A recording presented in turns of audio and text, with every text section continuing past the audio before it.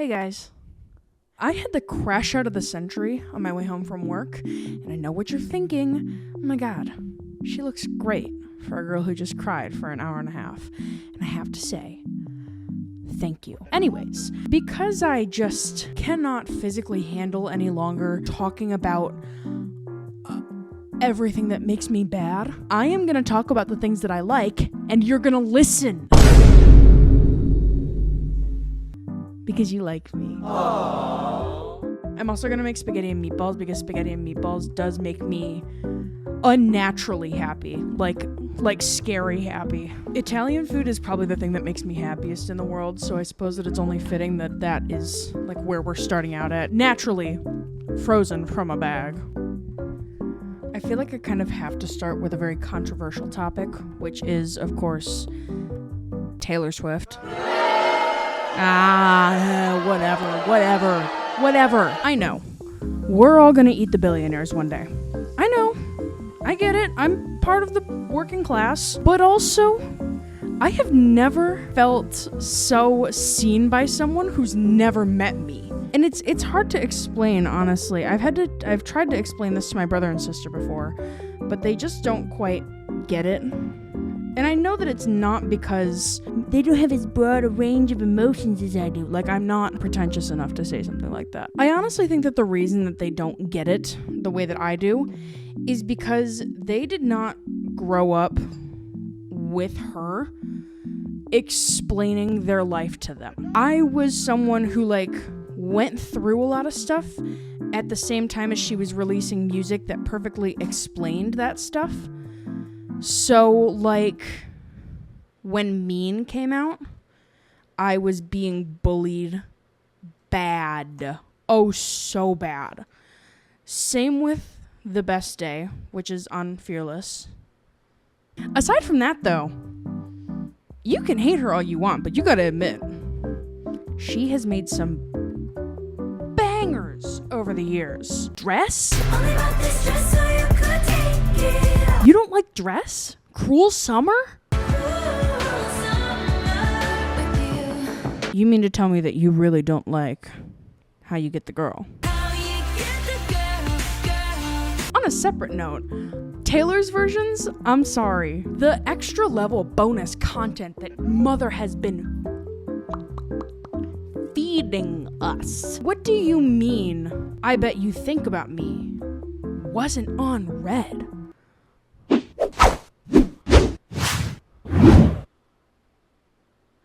That's crazy. 1989 Taylor's version didn't even have 1989 on it? We've seen the lyrics for 1989. Like the song? When are we gonna go back to that? Huh? Because every other album since then has had a song or at least a lyric that referred back to the title of the album. 1989 is the only one without it. Justice for 1989, the single. Justice. I demand it now. I need to salt my water. Hello? Is this thing on? How do I make these damn things? I gotta heat the sauce up first. Really? Alright, whatever you say, Walmart. Atomic amounts of sauce on this Friday night. Sorry, bad mouth noises. Sorry, warning, bad mouth noises.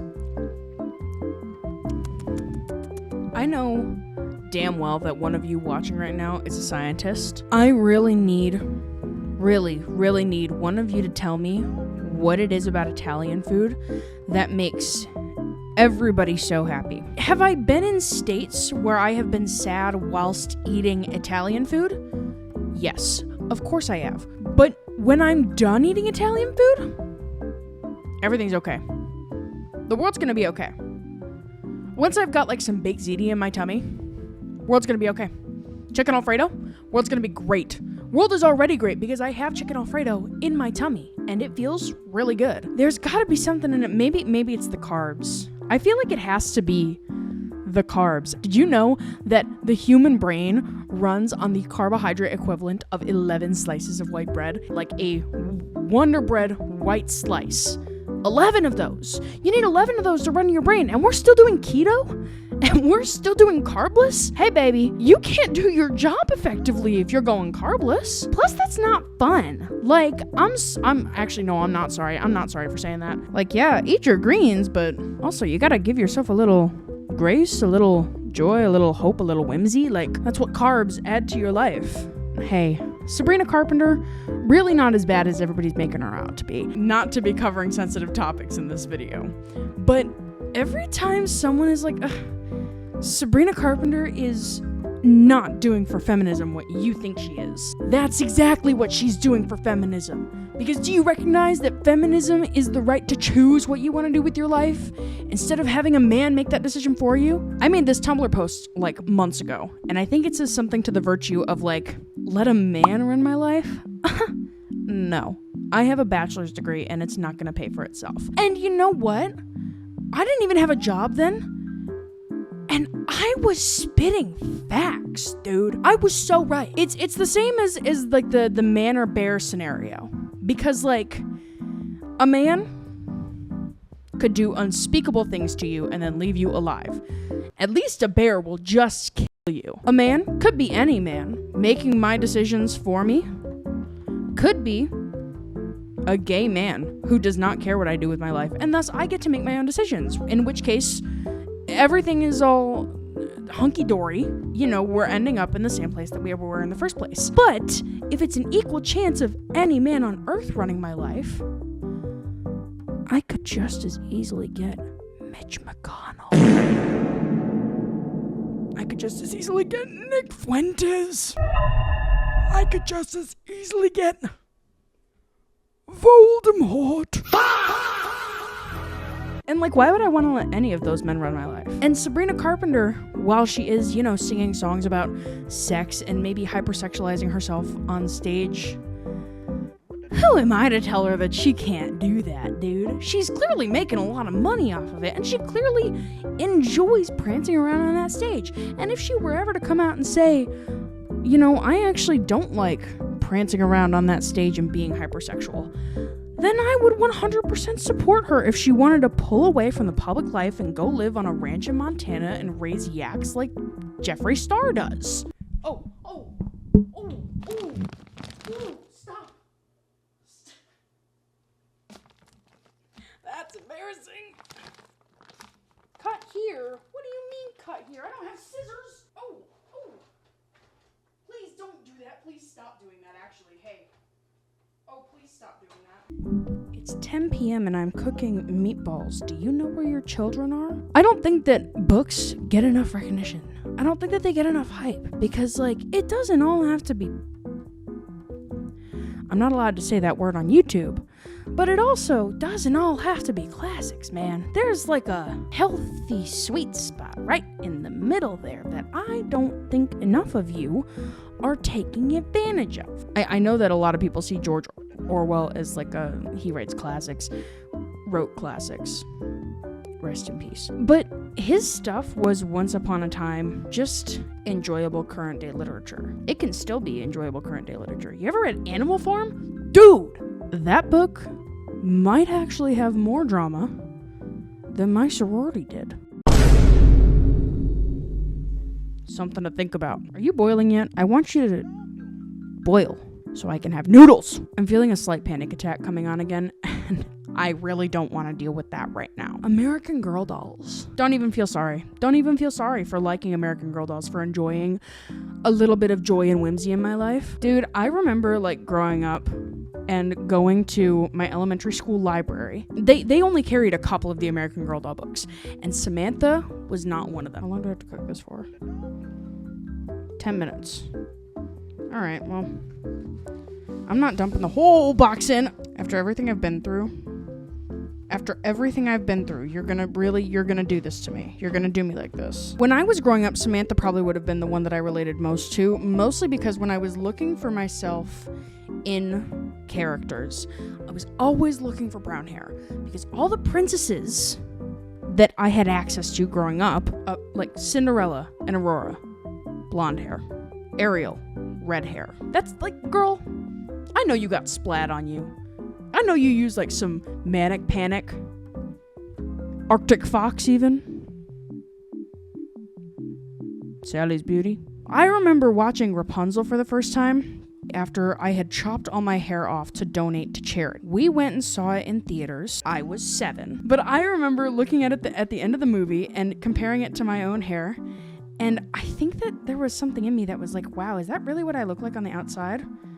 Because I don't like her hair. I think her hair looks really ugly. When I was, 7 years old enough to make my own decisions, I decided I am never gonna cut my hair again. That's what I decided for myself. And it worked for a couple years. I have pictures of me 11, 12 with like hair down to my waist, box dyed ends, again, splat, Manic Panic, Arctic Fox. But nothing could really quite bring me the joy that cutting off all of my dead ends did. Oh, the day that I cut off my dead ends, it was the end for me. I was never gonna be normal again.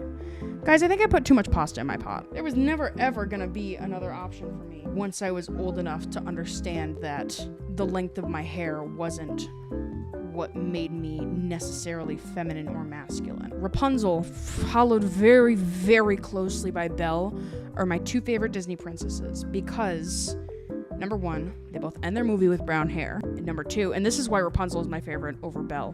When I was a kid, it was definitely Belle because reading was my number 1 go-to. That was my hobby. I didn't care about anything else. But nowadays, like Rapunzel, I crochet, I do photography, I play guitar, I read. I do everything else but what I'm supposed to do. I would say that that's the main reason that she's taken over as like my top princess, even though she's blonde for most of the movie. But I have seen the way, the truth, and the light, and I recognize she looks a lot better when she has hair that does not reflect her captor and instead reflects the fact that she is a person to be loved and adored and cherished. I got the point of the movie. Oh, I wish they would go back to 2D animation. I know that there's like no realistic way that they can because like, man, that's a lot of hours of work. But like Lilo and Stitch, The Emperor's New Groove. Do you see what I did there?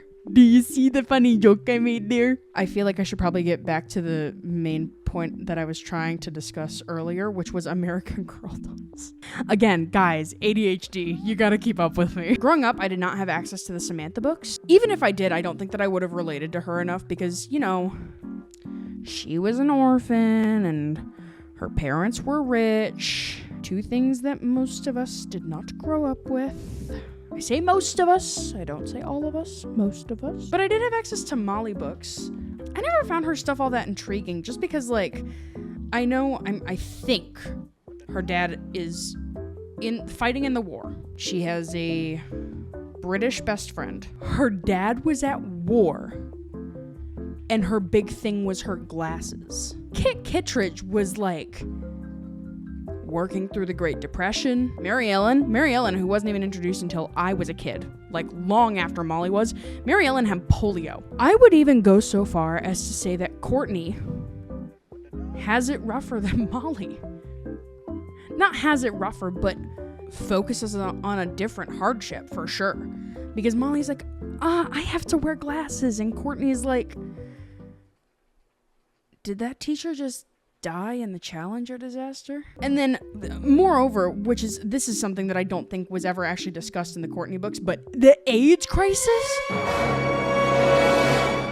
Actually, you know who definitely has the worst, like, lifetime to hardship ratio is probably Isabel and Nikki, because, like, isn't their whole thing just like the Y2K crisis? Like, I know that everybody thought that the world was going to end, but also, like, everybody thought that the world was going to end in 2012 when the Mayan calendar ended. We all watched the Mayan calendar end with about the same amount of fear as we all watched the rapture come and pass with no rapturing to be done. Sound off in the comments if you're older than I am, because I was born in 2003. Was Y2K really that serious? Was it, like, for real? Was it that serious? Is my spaghetti actually cooking, like, correctly? I think it might be. No timer, way too much pasta, but I gotta say, I think I did that perfectly. Ooh, you may say I'm a dreamer. Can you guys see the mess that I made now? This is like... God, you can't take me anywhere, can you? 10:30 at night. Jazzed for meatballs. So excited. You could not trust me with a fork and an outlet.